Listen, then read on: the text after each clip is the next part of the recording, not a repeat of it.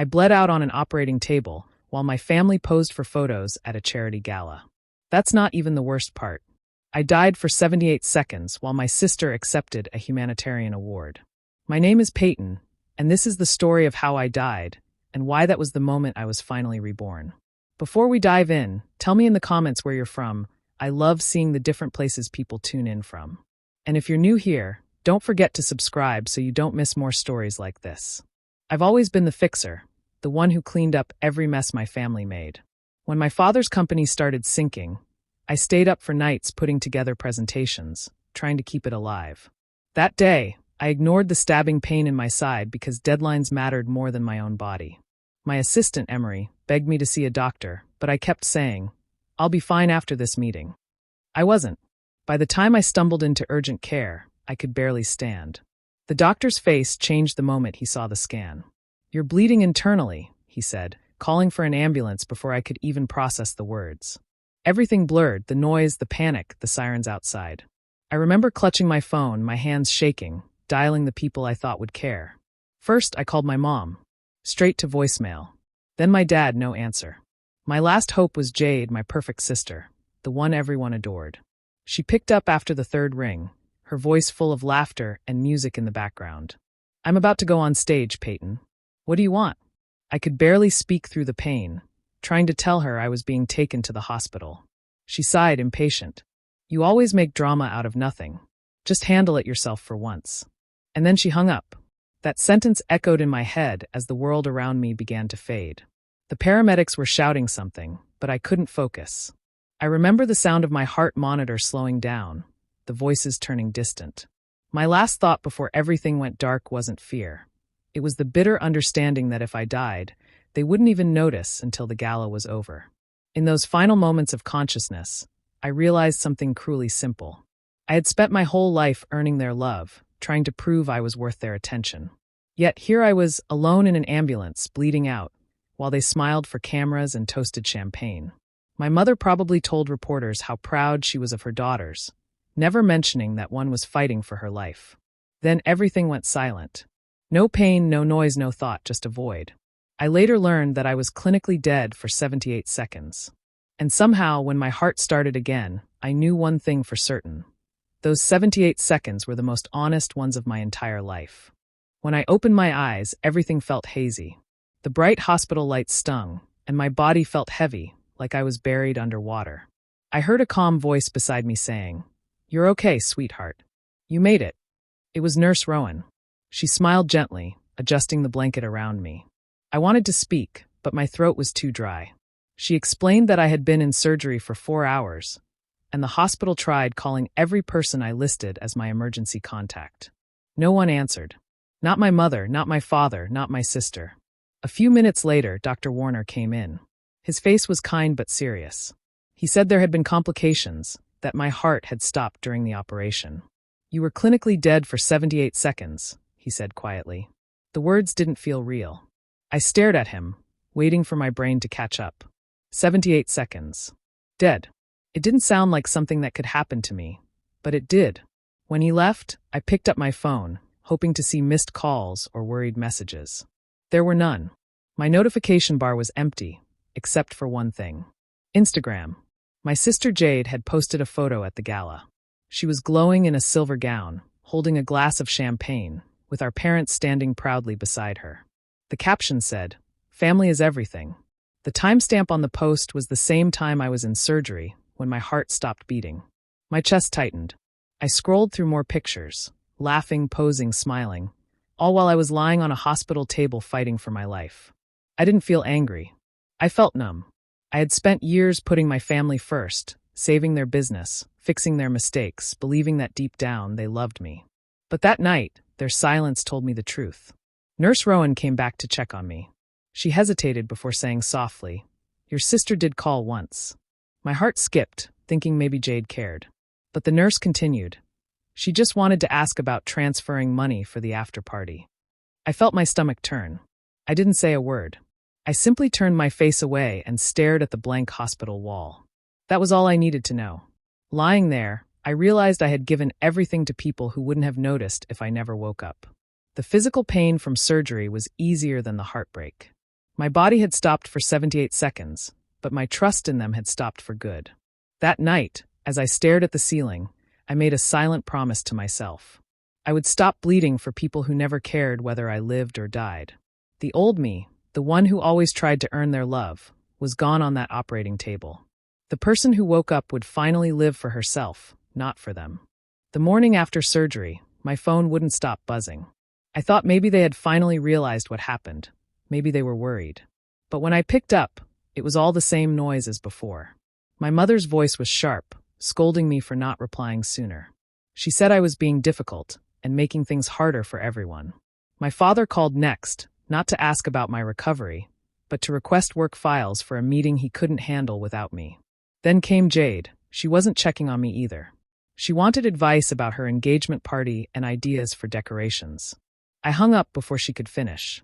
I sat in silence, staring at my phone, realizing that not one of them had said, "Are you okay?" It was all about what they needed. I felt drained, not just from the surgery, but from years of being their support system. I was done. A few hours later, Emery showed up at my hospital room carrying a coffee that actually tasted like coffee, not the watery stuff from the vending machine. She smiled softly. "You look better sitting up," she said, placing the cup in my hands. For the first time in days, I felt a little warmth that wasn't from the fore. She told me she had stepped in at work and finished the presentation for my father's company. It went fine, better than fine. "See," she said, "the world didn't fall apart without you." Her words sank in deep. For years, I thought everything depended on me. If I didn't step in, things would collapse. But maybe I was wrong. Maybe the only thing collapsing was me. Emery sat beside me and handed me an envelope. Inside were updated medical proxy papers. "You should choose someone who actually shows up for you," she said gently. I stared at the papers for a long moment. My mother had always been listed as my emergency contact, the one hospitals called when something went wrong. But she hadn't answered. None of them did. I set the papers aside, unsure if I was ready. Just then, the door opened, and my mother swept in like she owned the place. Her heels clicked against the floor, her perfume strong enough to choke me. "Honestly, Peyton," she said with a sigh, "you're overreacting. You scared everyone with your little hospital stunt." She didn't ask how I felt. Instead, she began talking about Jade's upcoming wedding, complaining that the down payment was due soon. I watched her, half amused, half disgusted. Emery stayed quiet, standing beside me like a wall of calm. My mother's voice kept going, listing expenses, vendors, and complaints until I finally said, "Mom, stop." She froze, shocked. "I almost died, and you're talking about a wedding budget?" My voice was steady, not loud, just final. She didn't know what to say. For once, she had no script ready. Emery placed the pen in my hand, and I signed the proxy forms right there. I wrote Emery's name instead of my mother's. It was the first real boundary I had ever set in my life. Small, simple ink on paper, but it felt like the beginning of freedom. When I was finally discharged, Emery drove me home. The air outside felt sharp and new, like I was breathing for the first time in weeks. My body was still weak, but my mind was clear. She helped me settle into my apartment, making tea while I tried to adjust to the quiet. Just as I started to relax, she pulled out her phone, her face serious. "There's something you need to see," she said. She explained that one of her contacts at the hospital had found something odd in my file. It was a medical authorization form, one I supposedly signed during surgery. My name was there, my digital signature perfectly placed, but I knew immediately it wasn't mine. The timestamp showed it was submitted while I was in the operating room, unconscious. The form named Jade as my medical proxy. My heart sank as the reality hit me. Emery laid out what that meant. With that fake document, Jade had taken control of my medical decisions. It gave her the power to decide what happened to me if things went wrong. And it stopped the hospital from forcing my family to leave the Gala when they were contacted about my condition. They had forged my consent to protect themselves, to keep their image spotless while I was dying. The room felt cold. I couldn't speak at first. My sister, who always claimed to love me in her own way, had committed fraud while my heart wasn't even beating. It wasn't about misunderstanding or neglect anymore. It was a choice. They chose their reputation over my life. I thought the betrayal had already reached its limit, but this cut even deeper. Emery sat beside me, silent, giving me space to absorb it. I felt an odd calm instead of anger, like the pain had burned so completely that nothing was left. My entire life had been built around helping them, fixing their problems, cleaning up their messes. And this was how they repaid me. They stole my voice even when I was unconscious. After a while, I picked up my phone and called Margaret, a lawyer I'd worked with once before. She had always been sharp, practical, and brutally honest. When she answered, I told her everything: the forged document, the timing, the hospital records. She didn't sound surprised. "If they forged that," she said, "there's probably more you don't know about." I gave her permission to audit every account my family had ever touched, especially the trust fund my father managed. I told her to freeze access immediately. I didn't want them taking another cent under my name. She agreed to start the process that same day. When I hung up, I looked at Emery and said quietly, "This ends now." She nodded, no questions asked. For the first time in my life, I wasn't trying to protect them. I was protecting myself. As I watched the sun fade through the window, I realized something important. Truth doesn't always scream. Sometimes it whispers through documents and signatures. And in that quiet truth, I found the final proof that my family had never really cared about saving me. Only themselves. When Margaret finished reviewing my records, she sat me down with a look I'll never forget. My parents, Vance and Cora, had been quietly draining my trust fund for years. Every vacation they took, every expensive dinner, every payment for my sister's endless parties, all came from my future. While I was struggling through college, working 3 jobs, and surviving on instant noodles, they were living off the money that was meant to secure my life. I felt numb. Not angry at first, just hollow. They'd always told me the trust wasn't much, that I needed to earn my own way. Turns out, they were the ones taking from me all along. The next morning, I called my lawyer. I started cutting every tie, canceling shared accounts, freezing authorizations, and revoking the power of attorney they'd begged me to sign when I was too young to understand. I changed my address, my passwords, everything. The process was slow and painful, but it gave me back something I hadn't felt in years: control. Once they realized what I was doing, the guilt trips began. First came the texts. "We need to talk." Then the calls. Then, one day, they showed up at my office unannounced. My mother stood there with tears in her eyes, pretending to be the victim. My father played the disappointed act, saying things like, "After all we've done for you, this is how you repay us?" They weren't there to apologize. They were desperate. Their voices trembled as they confessed their problems. My sister's wedding planner had quit after a bounced check. My father's business was on the edge of collapse. Their credit cards were maxed out, and they had nowhere else to turn. They thought if they showed up looking broken, I'd cave like I always did. But something in me had changed. I told them I was done. No more money. No more family favors. I didn't even let them finish their pleas. When my father raised his voice in anger, I called security and had them escorted out. My hands were shaking, but I didn't look back. I blocked their numbers the same night.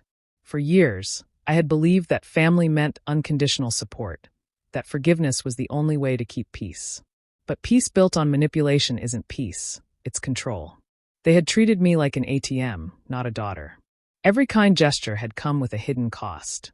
Now that I'd taken away their access, their version of love vanished too.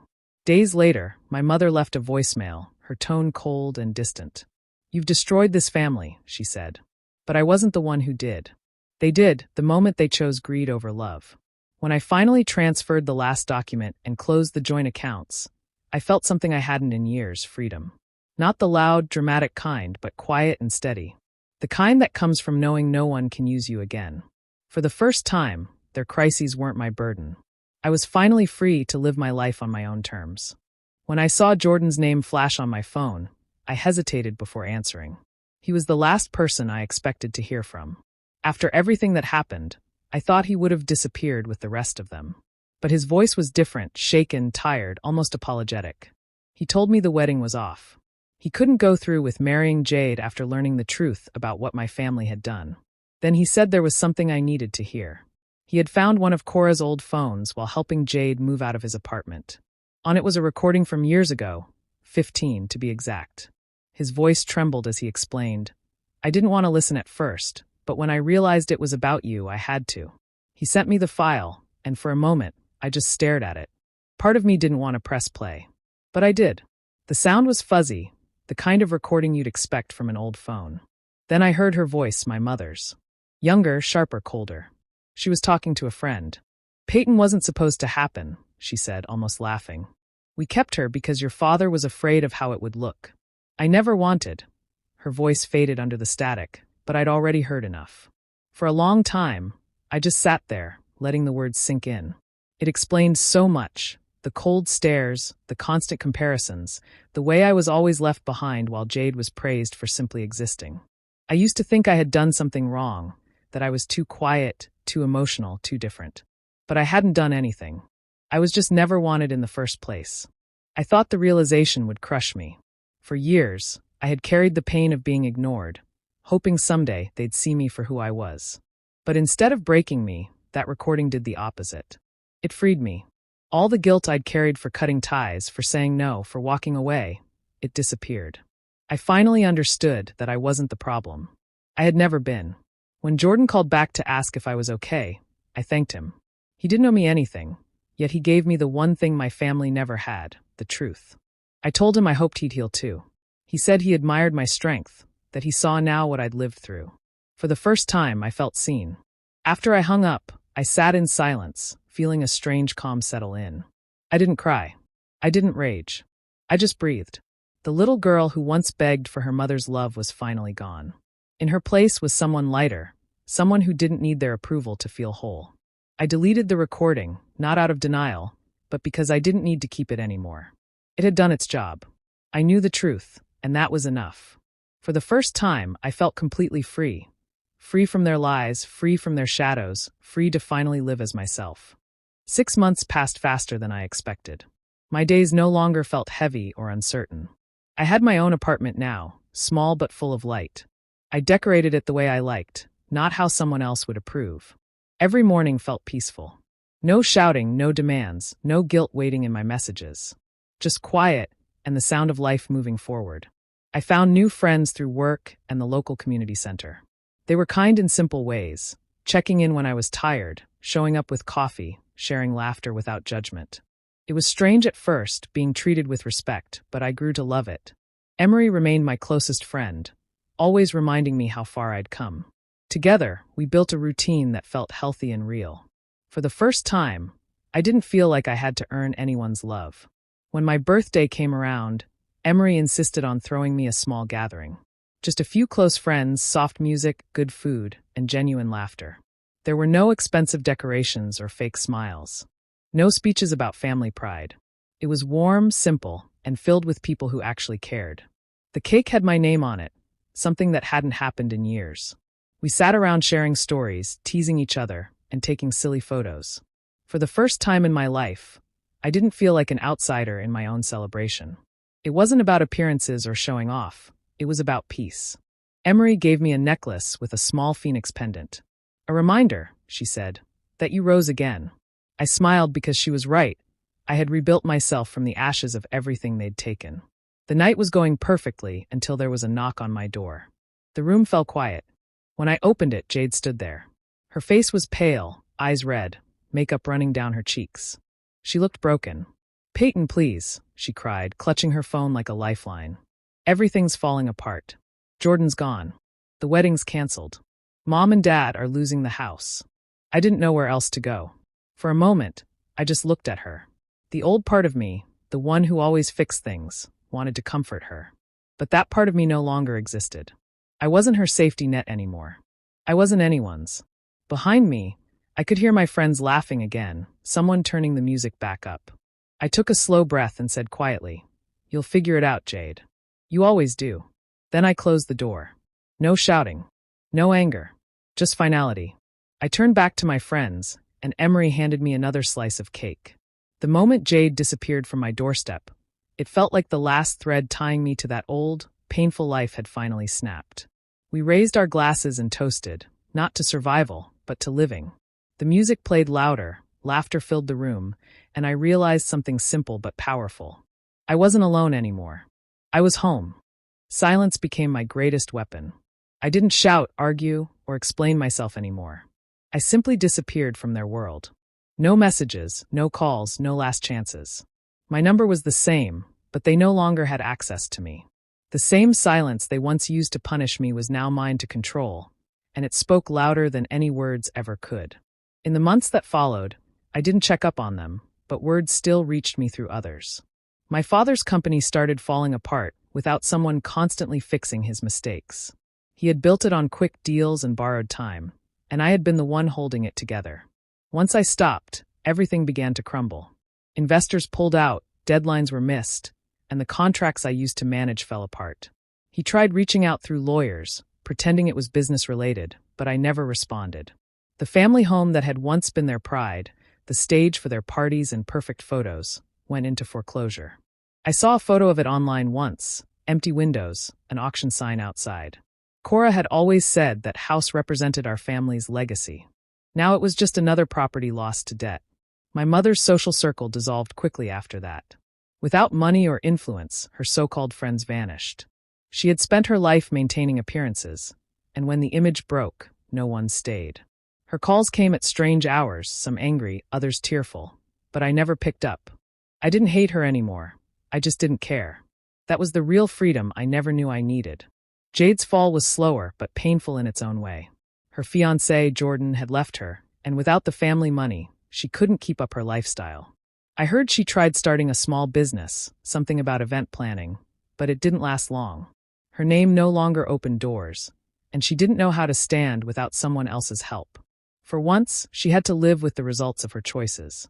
I didn't take joy in their pain, but I didn't pity them either. I had spent years cleaning their messes, making excuses, and begging for their approval. Now, I simply watched from afar, calm and detached. They were finally living the lives they had created, without me there to fix anything. Sometimes, late at night, I'd think about how everything had turned out. It was strange, knowing that my silence had done what years of words and pleading couldn't, ended the cycle.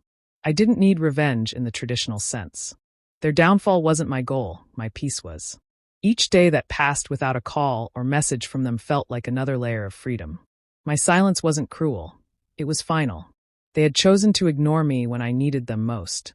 And now, I had chosen to exist without them. I didn't destroy them. They did that themselves. I just stopped saving them. One afternoon, while I was finishing work, my phone rang from an unknown number. Normally, I would have ignored it, but something made me answer. The moment I heard her voice, my chest tightened slightly, Cora. My mother. It had been months since I'd heard from her. She sounded tired, her tone cracked with fake sweetness and carefully placed sobs. Peyton, she started softly, we need to talk. Please don't hang up. Things have been so hard. The bank took the house, your father's business is gone, and Jade. She's not doing well. You're all we have left. You're still part of this family, no matter what's happened. I didn't say a word. I just listened, because I knew she wasn't finished. Her voice grew shakier, filled with a mix of guilt and blame. You've punished us long enough, she continued. You know, if you had helped, things wouldn't have gotten this bad. You turned your back on us when we needed you the most. You're tearing this family apart. There it was, the same pattern as always. Every plea came wrapped in guilt. Every apology came with a hidden accusation. For years, I would have broken down hearing those words. I would have cried, explained myself, or tried to make peace. But not this time. I waited until she ran out of things to say. Her breath was uneven, the silence on her end thick with expectation. Then I spoke, my voice calm and steady, like a door closing slowly but firmly. You tore this family apart, I said quietly. The moment you decided I was a burden. You sealed it when you chose a party over my life. I nearly died, and you didn't care enough to even pick up the phone. So don't ever say I destroyed anything. I just stopped pretending it was whole. There was no sound from her side. Not even breathing. I didn't fill the silence. I let it sit there cold and clear. Then I said, do not contact me again. And I hung up. I stared at my phone for a moment before blocking the number. My hands didn't shake. There was no anger left, no sadness. Just peace. It was strange how quiet freedom could feel. The phone stayed still in my palm, and I realized that was it, the final piece. I had cut the last thread connecting me to that world of manipulation and guilt. No yelling, no dramatic goodbye. Just an ending. Afterward, I went to the balcony, letting the evening breeze touch my face. The sky was turning golden, the city alive below me. I took a deep breath, and for the first time, I didn't feel haunted by their voices. That call had been their last chance to pull me back into their chaos. Instead, it reminded me why I left. I didn't hate them anymore. I simply didn't belong there. My silence wasn't revenge. It was release. I turned off my phone, walked back inside, and continued with my life. The door had closed, and I wasn't looking back. When I look at myself in the mirror now, I almost don't recognize the woman staring back. The scars from surgery are faint lines on my skin, but they remind me of how close I came to losing everything. They don't make me sad anymore. They remind me that I survived. That day in the hospital wasn't just when my heart stopped. It was when my old life ended. Before that moment, I lived for everyone but myself. I was always the one fixing, organizing, solving, and carrying other people's mistakes like they were mine. I thought being dependable made me worthy of love, but it only made me invisible. Now, I've learned that being whole doesn't come from being needed. It comes from being at peace. My mornings are quiet now. I wake up early, make coffee, and sit by the window as the sun rises. I don't rush to answer calls or emails that don't belong to me. The peace I once begged for has become my everyday life. I have friends who see me as a person, not a resource. Emery often says I smile differently now, like I finally believe I deserve happiness. And maybe she's right. Sometimes people ask me if I ever miss my family. The truth is complicated. I don't hate them, and I don't wish them harm. But I no longer carry their weight. The old version of me would have gone back, would have tried to fix everything again. This version simply wishes them well from a distance and keeps walking forward. I don't define myself by titles anymore. No more the reliable daughter or the responsible one. I'm just Peyton. I'm learning to paint again, to travel without guilt, to spend money on things that make me happy, not to prove something. I've started writing too, just small reflections about life, loss, and healing. It feels good to have a voice that's finally mine. When I think back to those 78 seconds on the operating table, I realize that was my turning point. It sounds strange to say, but dying was the best thing that ever happened to me. It stripped away the noise, the lies, and the endless obligations. It forced me to see who I really was beneath the exhaustion and expectations. I used to believe love meant sacrifice, that family meant forgiveness no matter the cost. But now I know love should never require you to lose yourself. I learned the hard way that sometimes you have to let everything fall apart to rebuild something honest.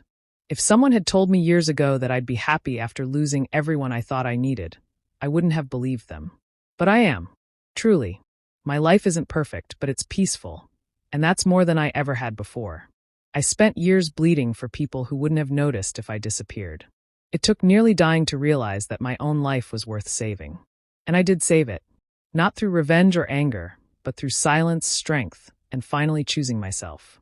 Do you think I did the right thing by cutting them out of my life completely, or was I too cold? Tell me what you think in the comments, and if my story hit you, subscribe for more raw, real stories like mine.